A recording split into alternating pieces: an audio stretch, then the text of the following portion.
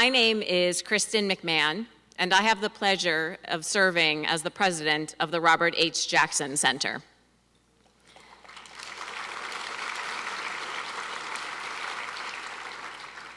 The mission of Jamestown's Robert H. Jackson Center is to advance public awareness and appreciation of the principles of justice and the rule of law as embodied in the achievements and legacy of Robert H. Jackson, U.S. Supreme Court Justice and Chief U.S. Prosecutor at Nuremberg.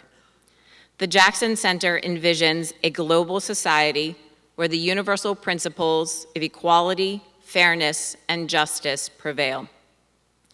Tonight's event, a part of our Alan Y. Cole lecture series, would not have been possible without the support of the New York State Downtown Revitalization Initiative, the Jamestown Local Development Corporation, the Fund for Downtown Programming, and you. We are so pleased that you have chosen to spend your evening with us. Thank you.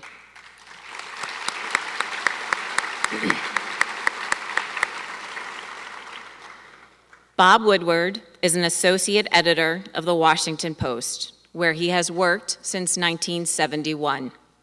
He has shared in 2 Pulitzer Prizes, the first in 1973 for the coverage of the Watergate scandal with Carl Bernstein, and the second in 2003 as the lead reporter for coverage of the 9/11 terrorist attacks. He has authored 19 books. The latest, Fear, Trump in the White House, became a #1 international bestseller, selling over 1.1 million copies in its first week in September of 2018, and breaking the 94-year-old first-week sales record for its publisher, Simon & Schuster. Jill Abramson, the former editor of the New York Times, wrote in her review of Fear, "Woodward is truth's gold standard. As a profile of Trump, the book is devastating, jaw-dropping." Robert Gates, former director of the CIA and Secretary of Defense, said of Woodward, "He has an extraordinary ability to get otherwise responsible adults to spill their guts to him." His ability to get people to talk about stuff they shouldn't be talking about is just extraordinary and maybe unique.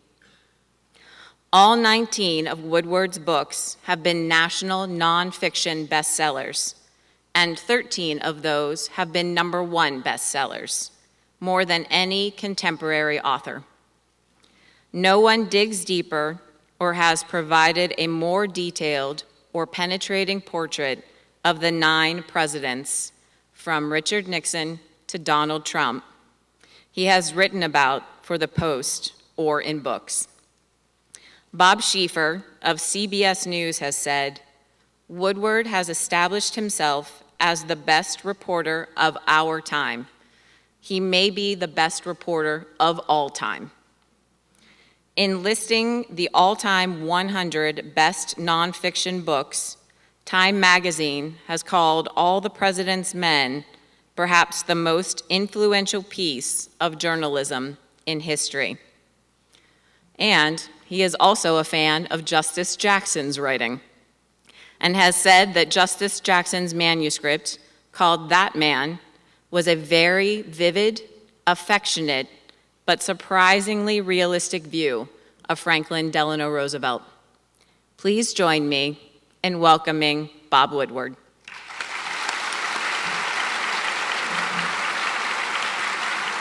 Thank you. Thank you. Thank you. Good. I can't see.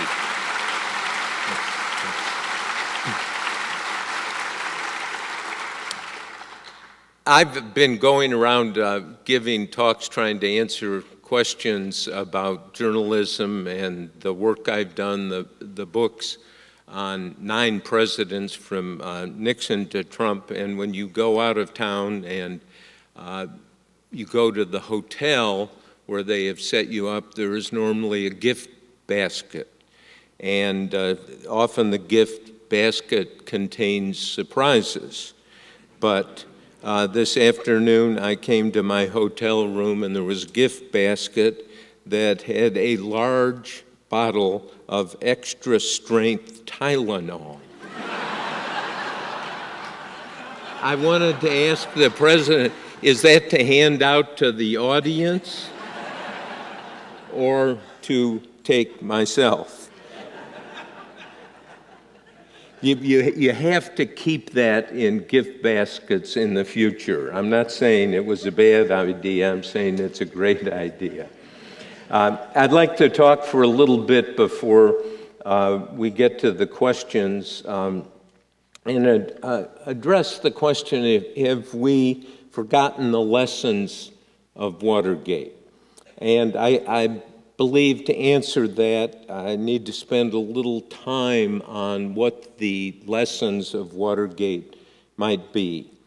I think the first lesson to extract from Watergate is the centrality of truth and how important truth is to our political system, democracies, and the rule of law.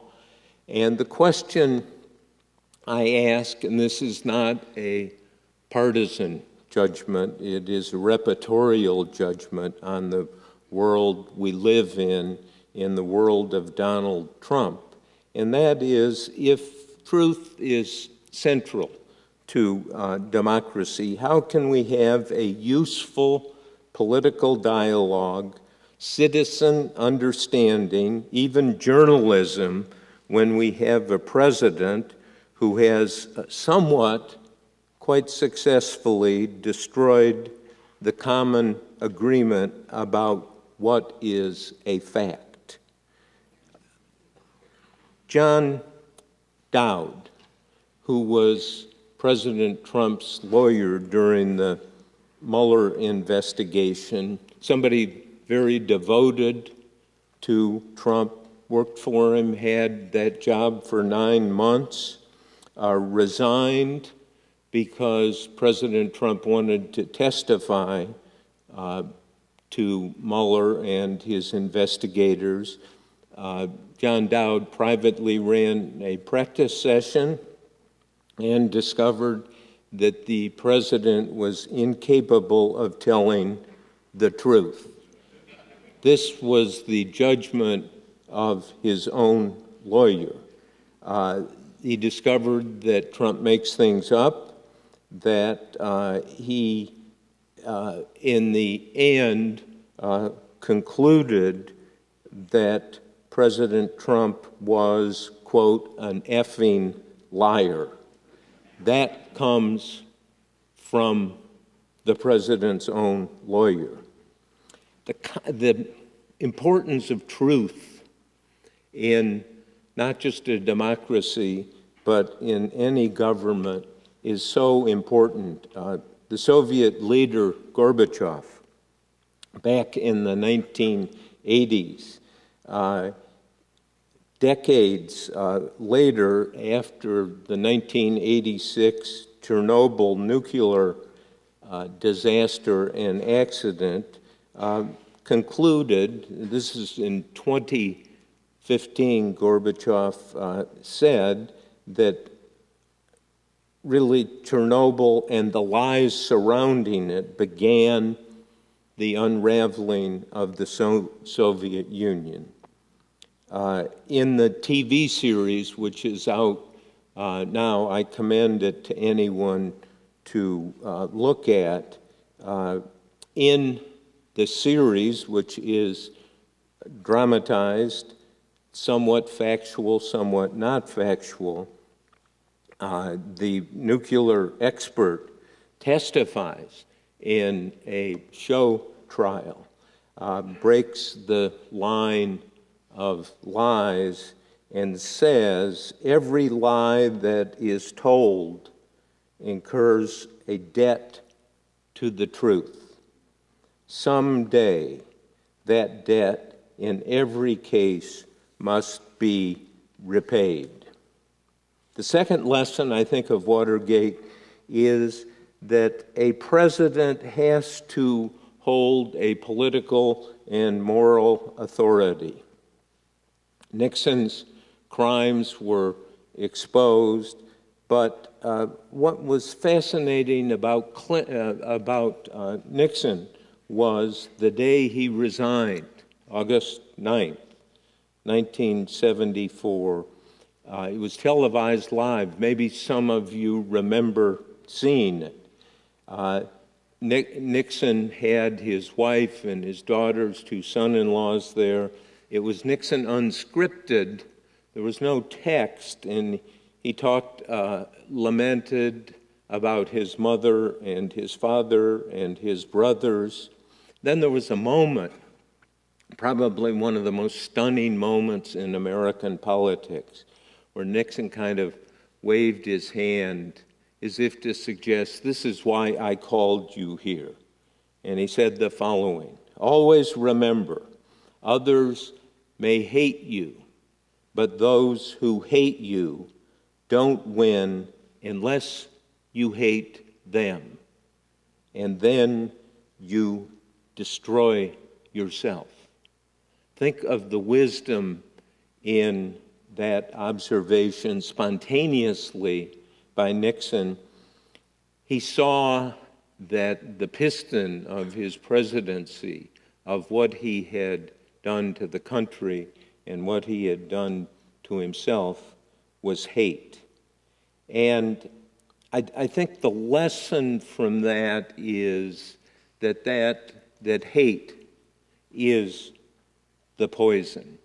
We know in our personal lives, if you ever hate somebody, that in the end you're not going to get them, they are going to get you.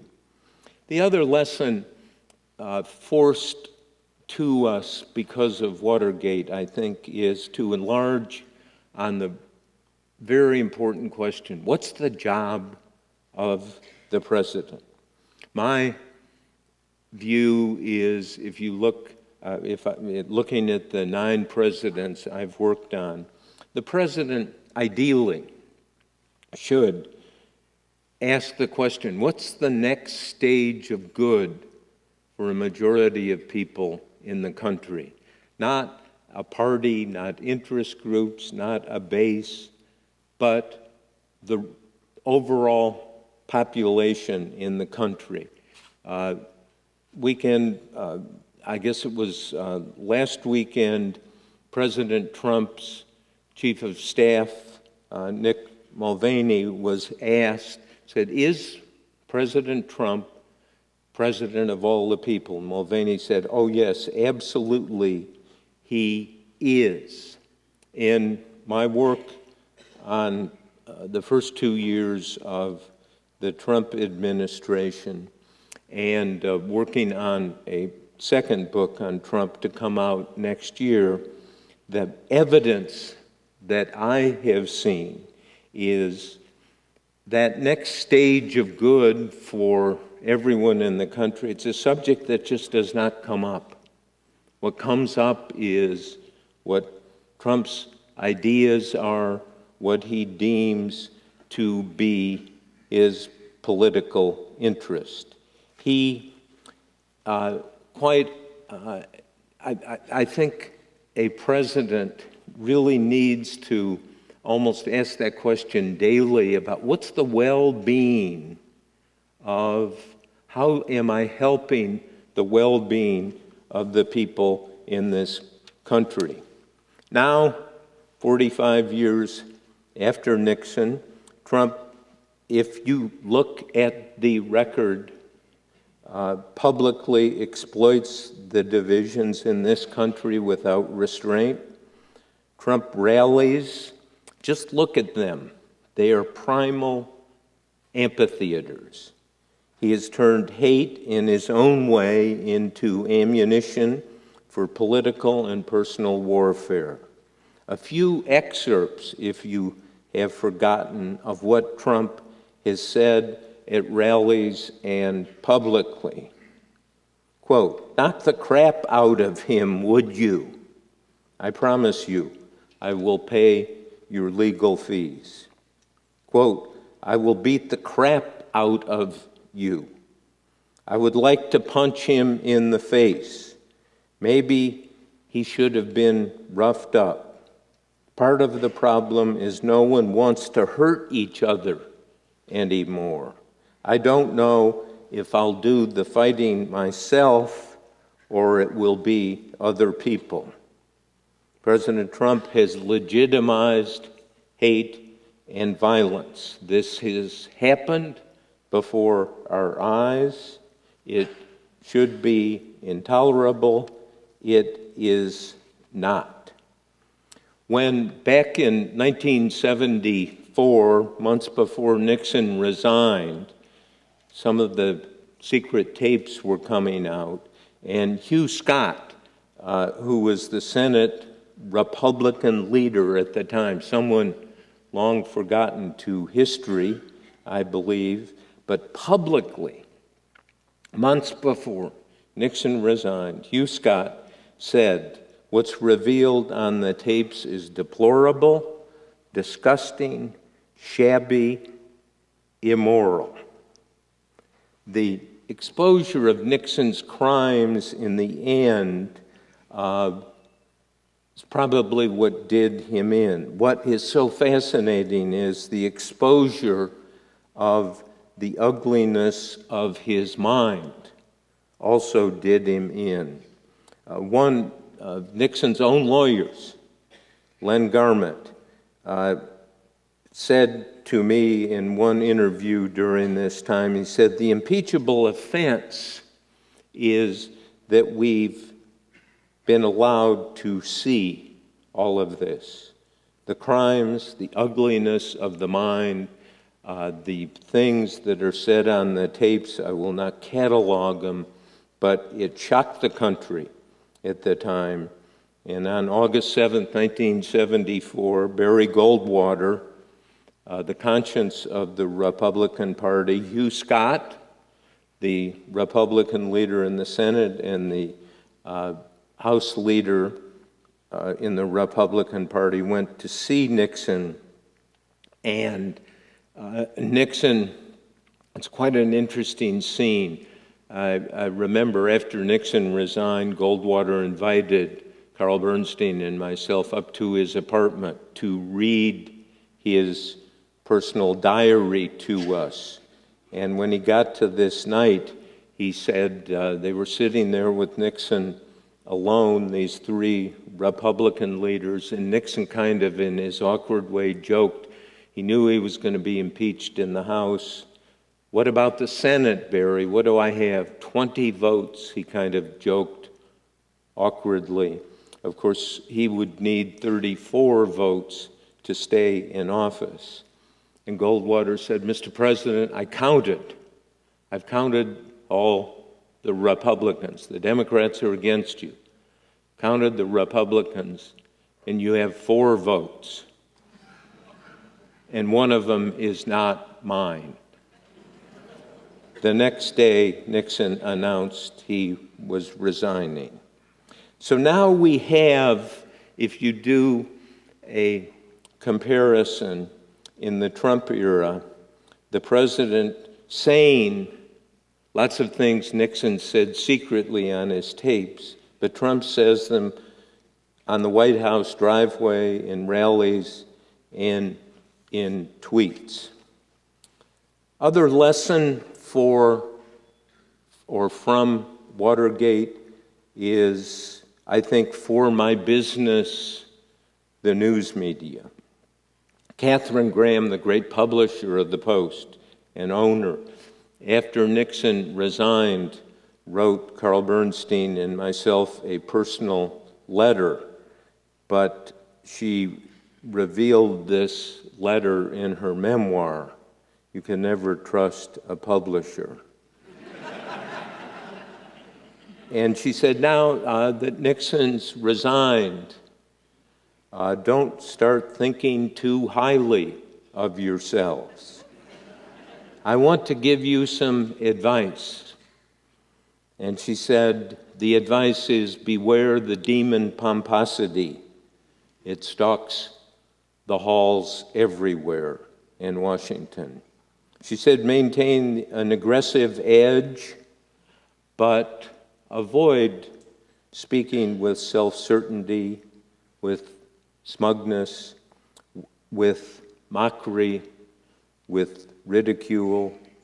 She once called me up. I'd been on television on Sunday, and she called me at home, and she said, "Oh, I saw you on television." And I thought, "Oh, well, how nice." And she said, "You were awful. You smirked.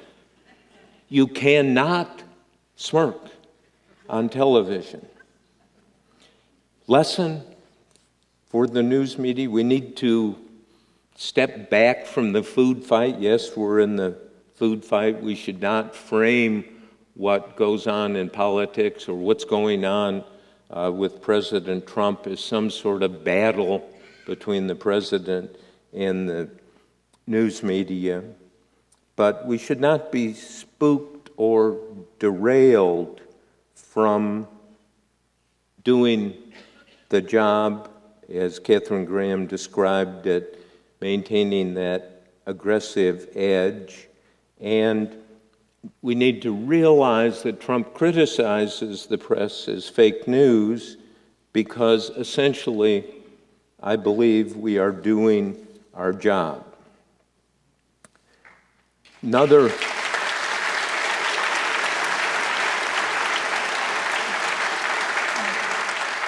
But we need to walk that very painful road of introspection and think about how it sounds, how to find, it almost sounds like it's impossible to be in the middle, but I think it is essential that we be in the middle and that we not be seen as against Trump. Before my book came out last fall, Trump called me up and said, "Why didn't we talk?" And I said, "Well, I tried," and I named all the people I'd tried to get to him through, and he was, "Oh, well, I remember a little of that. Gee, why didn't we talk more?" And then he said, "You've always treated me fairly." By the way, he's changed his mind.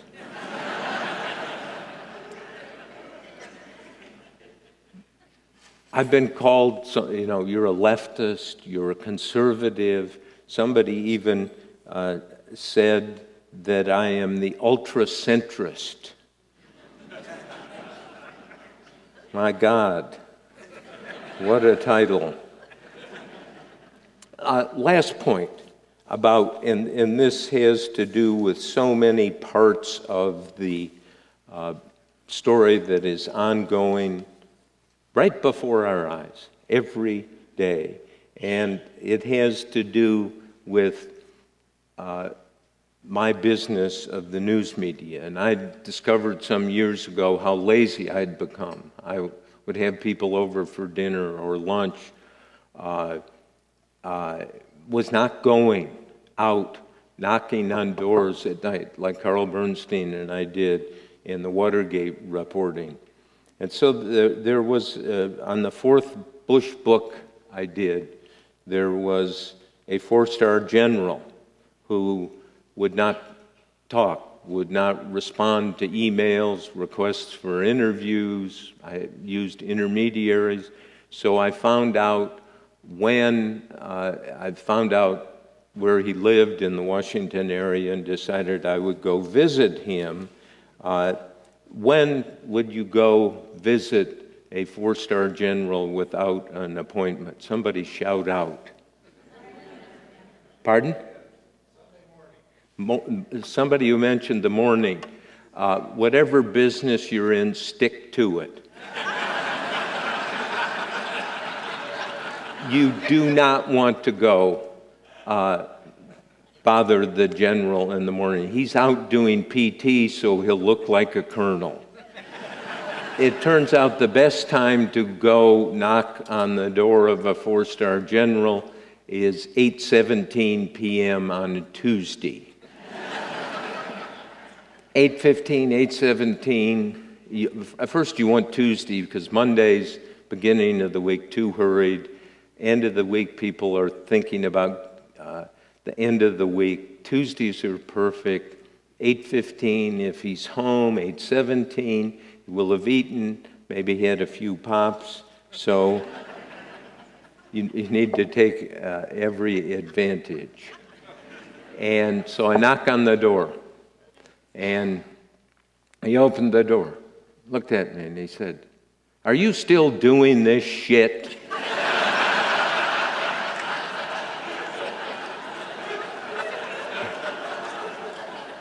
He meant it. I had learned from CIA case officers how important it is to let silence suck out the truth.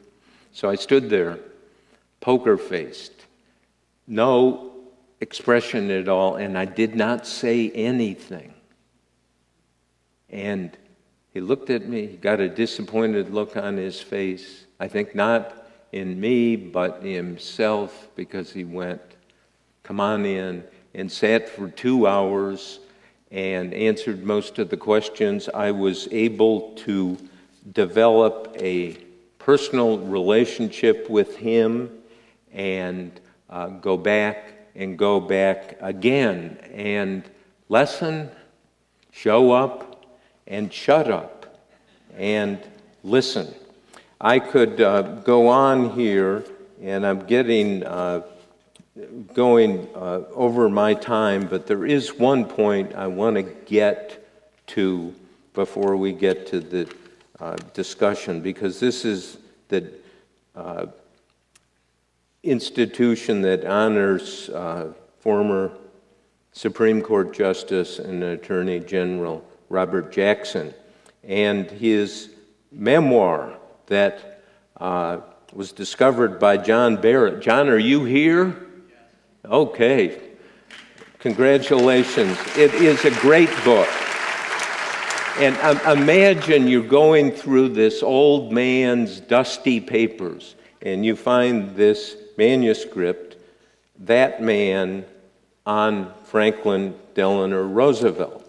And I just love that book. And it, among its treats is a long 10-page section, I think, about an 8-day trip Jackson took with FDR. It was a fishing trip with the inner circle, and all they did, according to Jackson, is fish and play poker.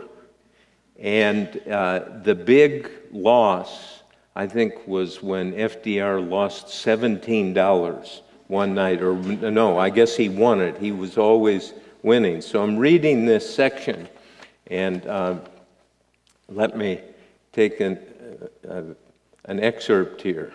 "We had lunch on deck with much lighthearted talk of affairs of state, of fishing, of business, of politics, and of personalities. Comments were frank, informal, and quite inclusive." And I'm reading this, I'm thinking, God, finally we're going to get to the meat. There's going to be some disclosure of what happened. And then Jackson goes on and says, "That would be better unrecorded." Broke my heart. Great Attorney General, great Supreme Court Justice, did many other great things. He would have been a lousy deep throat, keeping all this stuff unrecorded. I've also, in the book, John has put in what a remarkable eulogy that Jackson gave a few days after FDR died. And the eulogy was at the Department of Justice, and April 12th, 1945, before the war was won, but it was on the edge of victory. And so this is what Jackson said about FDR. "No other event the death of FDR, could bow so many human heads in a common sorrow and a sense of personal loss. People feel less secure today because he is gone. He thought of no human being but himself as expendable.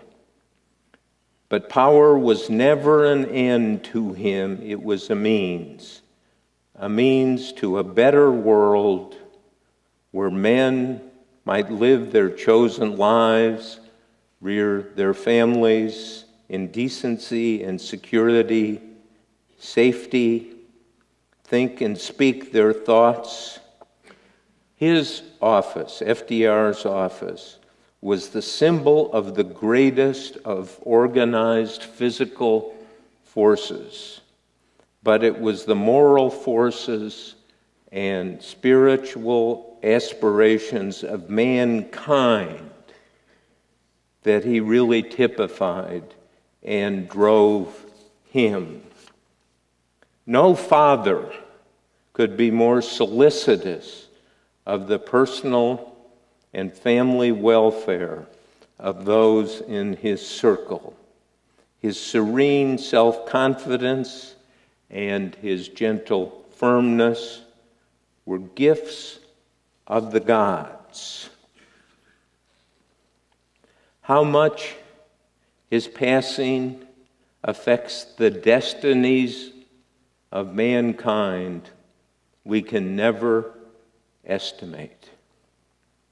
I read this the other day, and I asked myself, who will credibly give such a eulogy for Donald Trump?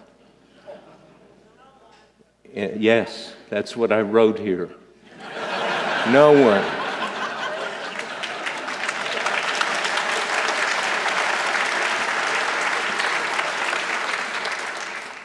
And the Trump phenomenon, I still try to maintain my centrist but very, very aggressive edge.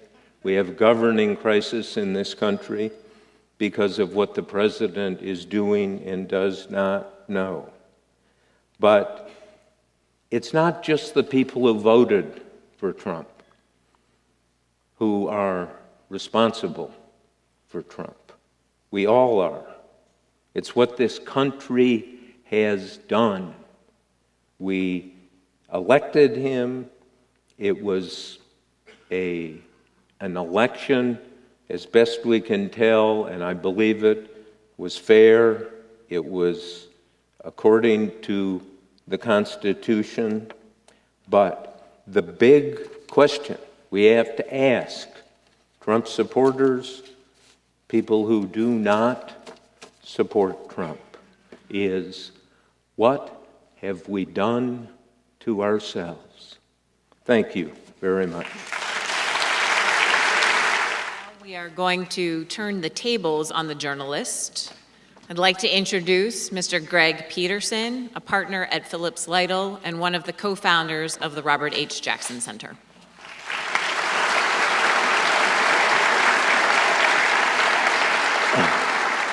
That was fantastic. And as I was walking in today, and this is a huge crowd, I was given a lot of cards and suggestions of what I should ask a man of your high stature, and the one that came the most. You know, waterboarding is illegal. But it should be. I got 4 or 5 of these cards, and I'm going to synthesize them. It said, Mr. Woodward, born in Geneva, Illinois, raised in Wheaton, 30 miles west of Chicago. Tell us, was it the Cubs or the White Sox?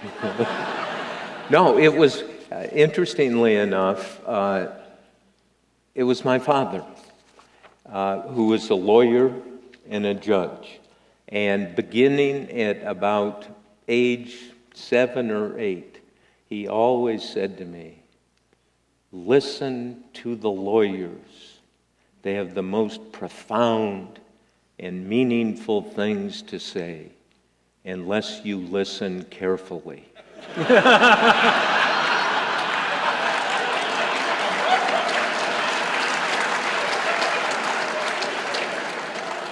Did I just set myself up there? Is that No, what happened? no. But listening, lawyers have profound and meaningful things to say, but by age 10, I was listening carefully.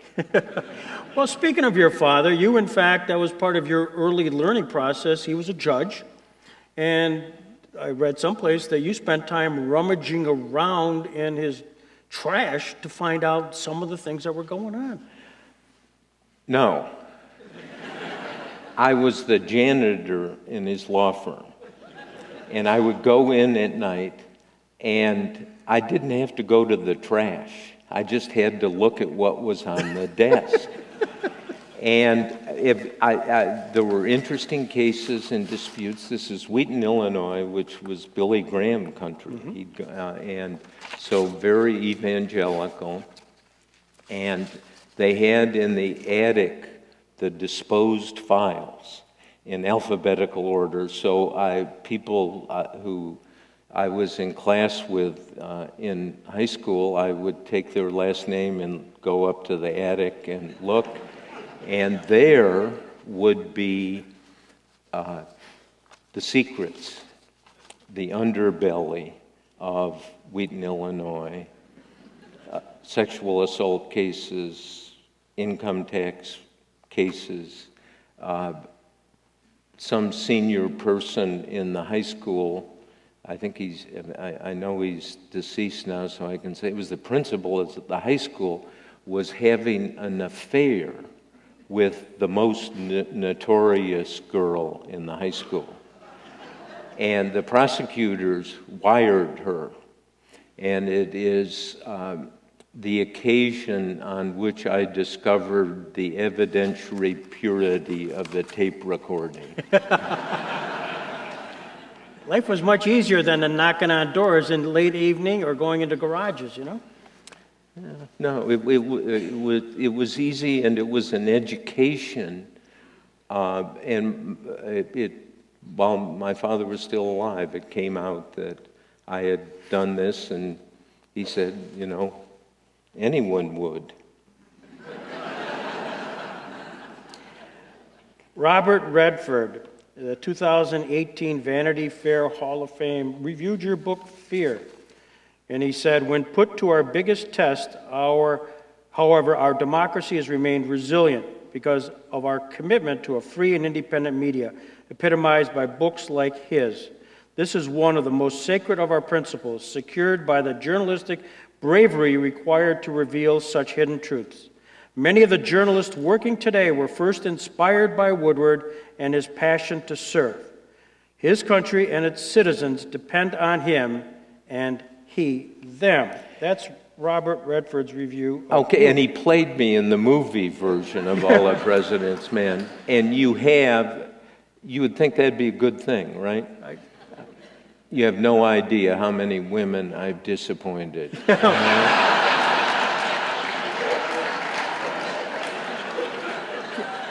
Care to elaborate? Maybe you go on a blind date, you go pick her up. This is in the 70s. You knock on the door, and she opens the door. I have seen disappointment.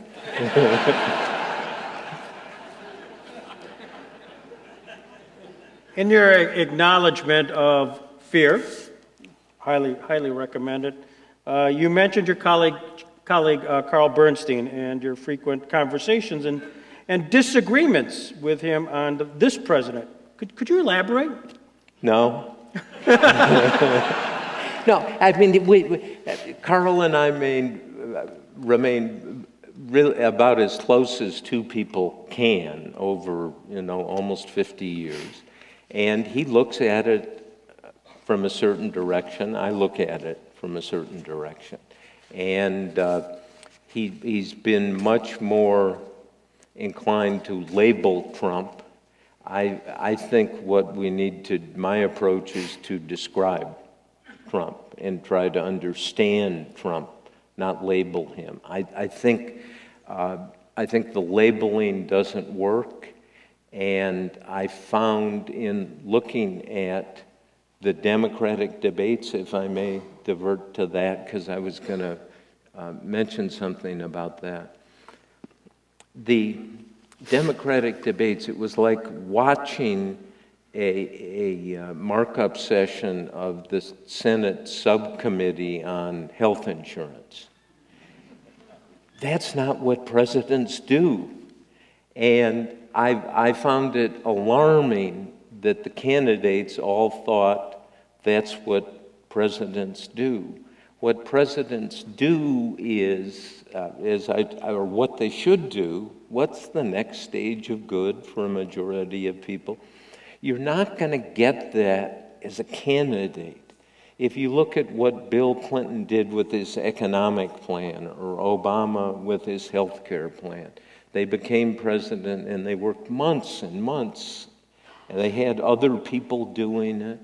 Presidents are talent scouts, and that's why FDR was so successful. He had some general ideas, and he was a talent scout. And if you look and you read just about Robert Jackson, what he did. I mean, I know you're immersed in it. And this was somebody Roosevelt picked out of, God knows where, and made him general counsel of the Revenue Service at the time. How old? He was 11 years old at the time, wasn't it? Not quite. How old was he? Close, yeah. Close, yeah. And he found talent. That's what presidents do. Well, segueing a little bit to the Robert Jackson Center and the Alan Cole Lecture Fund, which is sponsoring this, the center's mission is to advance Robert Jackson's legacy and the importance of the rule of law. Today's environment, what sense do you have that the rule of law plays in the president's decision-making? Well, see, oh boy. I don't think it comes up. I think it doesn't. I mean, he said it the other day. He said publicly, he said, I can do what I want. And, of course, he can't. And it turns out that's what Nixon said. If the president does it, it's legal. Well, thank God that's not the case. And it's, any job you have, being a journalist, being a lawyer, you have to realize the limits that come with it. You have limits in terms of what you can do. Journalists certainly has limits, and presidents need to understand the limits that are built into the constitutional system. You mentioned when Richard Nixon was on the cusp of resignation, he listened to the presentations by Senators Scott and Goldwater and reacted. I mean, actually listened to them. In any of your investigation, as you were looking at writing the book Fear, was there anybody that you actually could identify saying, President Trump actually listens to? Well, I think he listens, but he doesn't, he has ideas. Like, I think one of there are two fronts I would look really hard at, and I'm still looking hard at, and I tried to look at in this book. And that is the economy and Trump and tariffs. He, as he said, he's a tariff man. Pick 100 economists at random, and you might find one who's a tariff person. Now, Trump found 3, and the only 3 in the world, I think, or in the United States, who agree with him on these tariffs. And the tariffs are taxes on consumers, on Americans. They are hurting farmers. They make absolutely no sense. I have in the book, somebody gave me the draft of a speech that Trump was writing. And in his own handwriting, he wrote out, and it's in the book, trade is bad. Now, he has not said that, but he's acted that way. Trade is actually given us the modern world. And trade has worked for the United States, has worked for countries, and there's a meeting I described where they bring Trump over to the Pentagon, and the Secretary of Defense, Mattis, says, the gift to us as Americans is this democratic order of, it had 3 pillars: trade agreements, mutual defense agreements like NATO, and the top secret intelligence partnerships. And Trump just said it's all bullshit. And he still talks that way, and he thinks that way.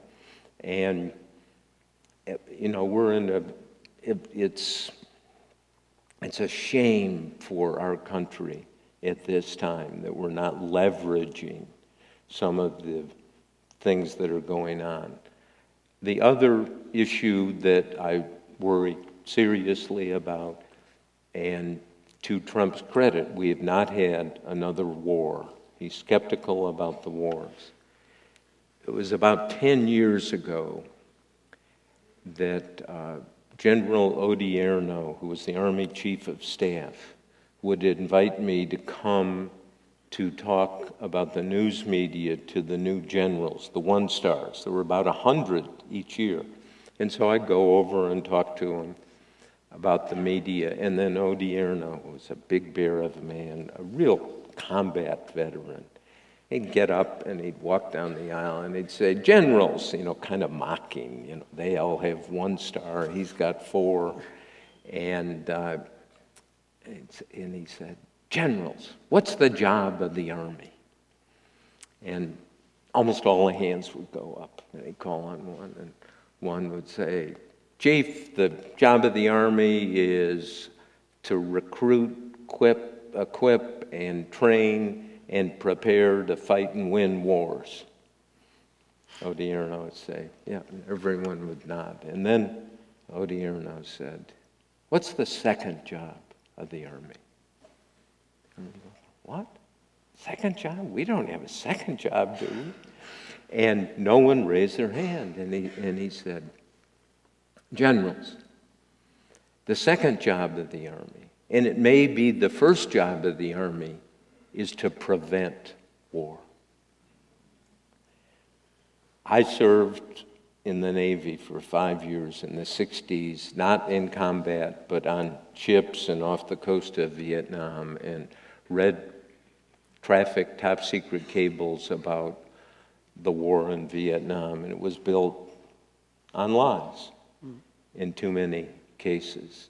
And war is the ultimate catastrophe. Too often presidents have thought that war solves problems when it creates problems. If we're attacked, of course, we have to respond. In the book,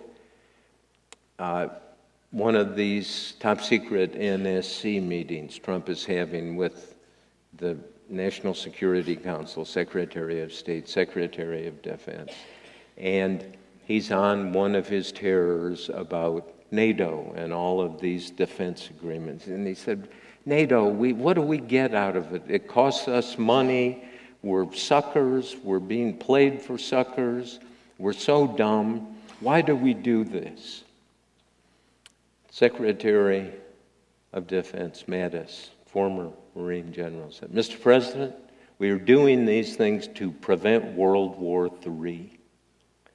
Now, if there is one job a president has, in my view, it is to prevent war if he can, and certainly to prevent World War III." In your opening pages of Fear, you talk about the story of Gary Cohn and the draft letter that was going to be sent to South Korea's president terminating the KORUS, K-O-R-U-S agreement, and he stole it. Which is a trade agreement. A trade agreement. And he just stole it. And there were other incidences with Rob Porter about that. And here you have almost, obviously part of the thesis is government and chaos, but you have subordinates essentially subordinating the presidential will. Does that strike you? Well, that's why it's the first chapter of the book. And he stole the paper, the letter, and the book came out, and Trump said, oh, no, that can't be true. That's fake news. And I reproduced the letter that was stolen and the folder that Gary Cohen, who is the chief economic advisor, put it in. Now it's on page 9 in the book, and Trump didn't get that far.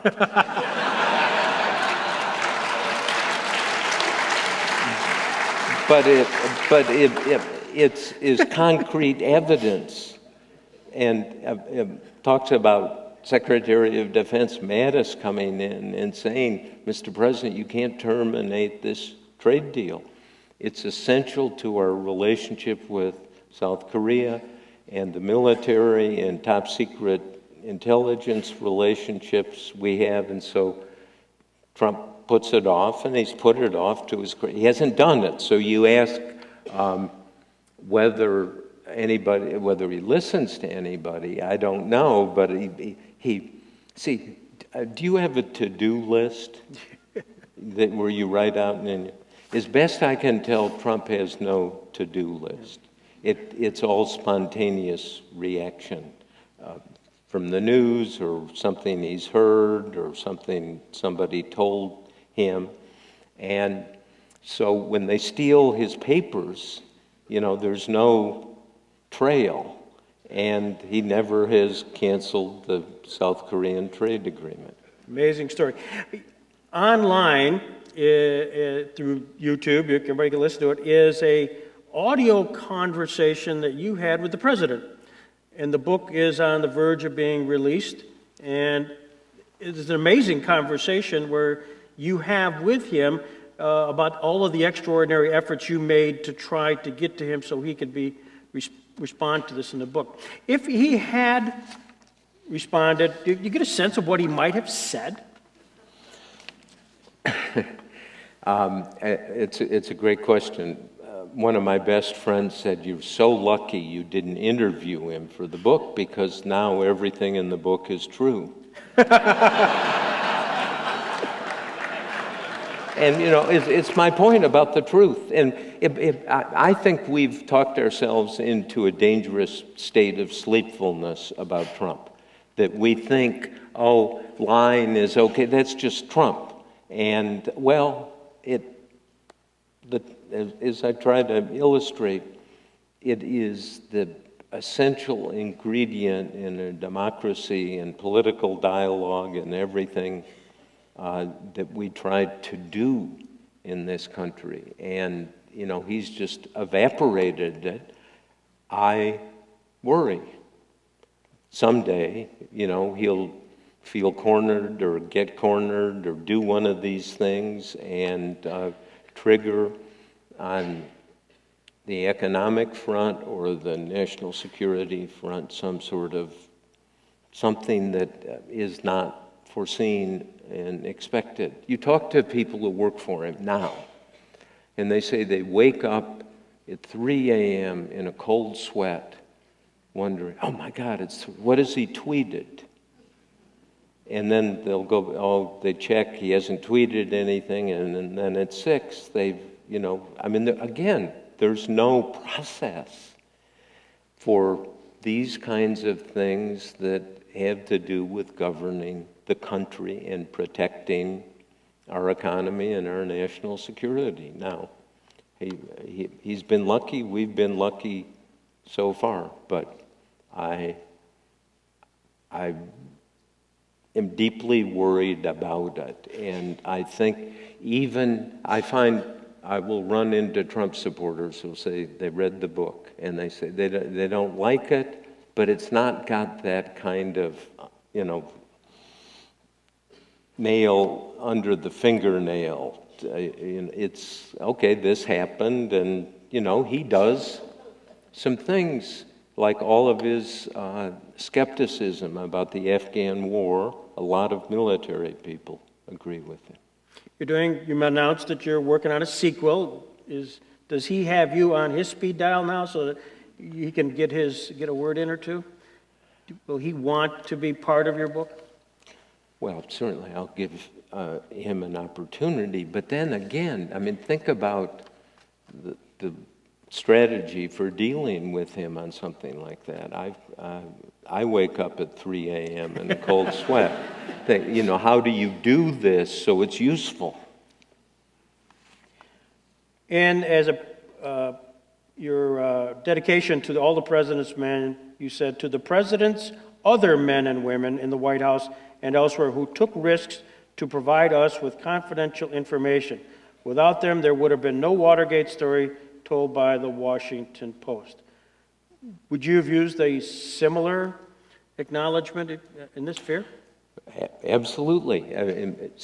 Look, I understand that people have skepticism, unnamed sources. You don't know where it comes from.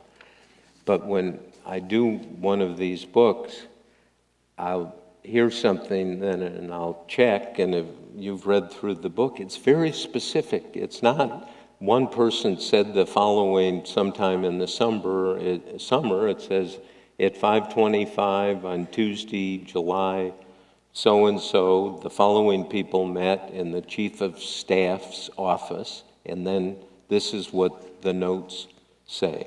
If you go to the White House and ask to talk to somebody on the record, you're going to get a press release. And, I mean, this isn't just the Trump White House. This is any White House or any organization. You had a little anecdote about you going over to the general's house and saying, are you doing this same old shit? Yes, which I told you. Yeah, and because of your, you've written 18 best-selling books, when you get onto something, is that a help or is it a hindrance? Is this sort of a Mike Wallace moment saying, my worst day is seeing him at my front door? That's a really important question. People, when you have to, when I say I'm coming to interview you, and let's say you're the Secretary of Defense. So what are you thinking? I'm coming to talk to you. What's going through your head? What it is that I may know that you don't know. Okay, but I'm going to sit there. I'm not just going to Google you. I'm going to find the paper you wrote 27 years ago for Defense Weekly, and I'm going to say on page 36, you said the following. What did you mean? And you might think, I thought only my mother read that damn paper. And it's not a ruse. I want to know how you think. And I want you to know I take you as seriously as you take yourself. And if I come bopping in and how old are you? I've gone to interview people and it's been their birthday. I don't bring cupcakes, but I'd say happy birthday. And people take themselves seriously. And also, like the general, people believe in the First Amendment, I think. I think when you go and you say that I'm calling you on the phone, setting up our interview, what am I going to say? What should I say? We haven't met. You're Assistant Secretary of Defense. Mm-hmm. I call and I say, hi, this is Bob Woodward from the Washington Post. What's my next line? I need your help. Yes, exactly. You read that. I did. I've said that.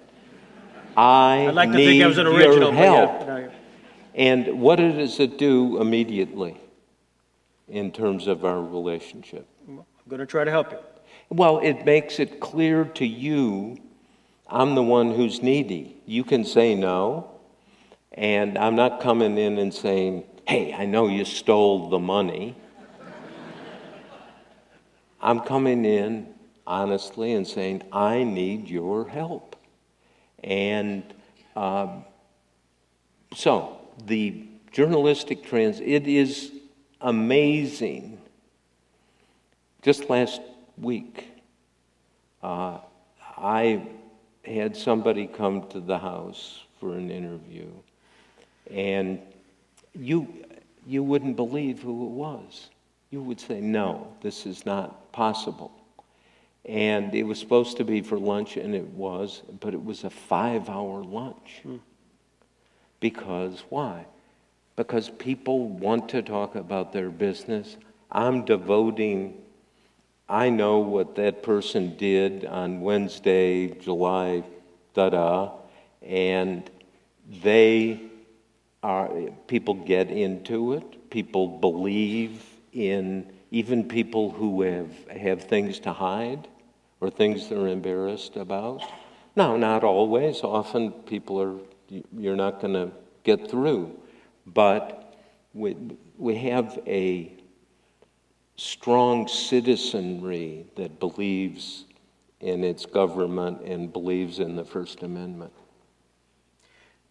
You had 18 books. At what point in your research writing do you say, I have enough, I'm going to stop? But you never have enough. But you have to kind of say, I have enough. And it's a kind of artificial deadline. I wanted this to come out after the first year and a half before the 2018 congressional elections to describe for people what I found was going on. And so you kind of have a deadline and you hope. What's a question you expected me to ask now as we draw closure that I haven't, that you just can't wait to answer?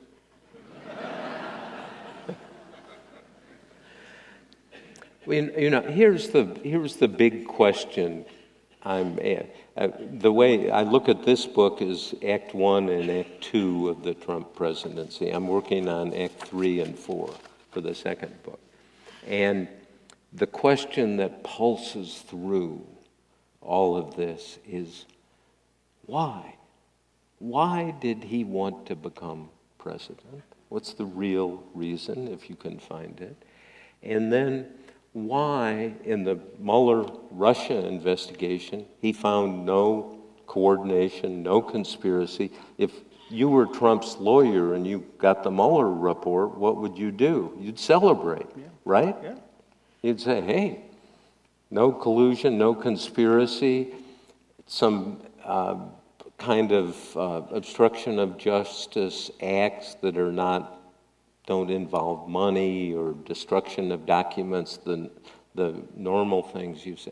So why was Trump so exercised about Russia? And part of the psychological assessment that I think needs to be made about Trump is he has received a self-validation being elected president that you never receive in your work, I never receive in my work. And he made it to the top. He was, everyone said, oh, you're not going to make it, and he got there. And looking at 8 other presidents, the word that often comes up in memoirs or books or work later after a presidency is the word destiny. Lots of presidents feel kind of destined. And I think Trump feels that in a much larger scale than most presidents. One of the results is it gives him self-confidence. And I think all presidents are isolated. I think Trump is the most isolated president of them all. I think you go interview cabinet officers, White House aides, and they'll say they're going to go in there, going to tell him the truth. Well, Trump doesn't like to hear truth or bad news. And most of the time, these experienced, strong people fade and get weak. And so they're not helping him. And that is a tragedy. He's going to be our president under normal circumstances for the next 15 months or so. All people ought to be helping him. And my approach is, I think he's made gigantic mistakes. I think he's made mistakes that, I mean, I'm sure you have clients who get in their own way and don't know their own self-interest. I think Trump is a president who does not know what his self-interest is. And we're all paying for that. And it's risky. And it was George Kennan, the father of the containment doctrine of the Soviet Union, wrote so eloquently about government. And he said, what happens around presidents and high officials is what he called the treacherous curtain of deference. People get in there, and I've been in the Oval Office interviewing lots of presidents many times, and it's true. There's something, my God, what people don't realize, the Oval Office is the best lit room in America. They did something with the lighting so there are no shadows. Everything comes, and it's the Oval Office, and so that treacherous curtain of deference comes down if you work for. Now, as a journalist, you can go in and ask the meanest question in the world, and anyway, just stylistically, I think that doesn't work, but Trump is isolated, and it is in his interest, it is in the interest of the Republican Party, the Democratic Party, and the people in this country, and the people in the news media, to help him get out of his isolation, and calling him a racist or a white supremacist and so forth, as some people do. And there's a basis for that, but that's this labeling, which I think is a barrier to understanding. This is a moment in time, ladies and gentlemen. Please welcome and thank Bob Woodward. Thank you. Thank you so much. Thank you. Thank you. Thank you. Thank you. Thank you.